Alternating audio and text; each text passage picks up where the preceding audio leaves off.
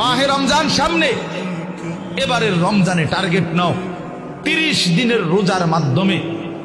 দিল থেকে আল্লাহর কাছে এইভাবে 30টা দিন হাতে গুনে তুমি আল্লাহর সাথে ওয়াদাবদ্ধ হও যে আল্লাহ 30 দিন আমি রোজা রাখবো। এবং যৌন চাহিদা, লজ্জাস্থানের চাহিদা, অশ্লীলতা, বেহায়াপনা, নর্তকী, নাচ গান, উলঙ্গ ছবি দেখা, নারীকে নিয়ে চিন্তা ভাবনা, মেয়েকে নিয়ে অশ্লীল চিন্তা ভাবনা, অবৈধ কোনো প্রেম সম্পর্ক, হারাম কোনো রিলেশন, এ সব ত্যাগ করে বন্ধু 30টা দিন মনোযোগ দিয়া রোজা রাখো, তারাবি পড়ো, ইফতার করো, সাহারি করো, তাসবিহ পড়ো, তেলাওয়াত করো, কোনো আলেমে দ্বীনের সাথে উঠা বসা করো, ইমাম সাহেবের সাথে সম্পর্ক করো। ইনশাআল্লাহ দেখবা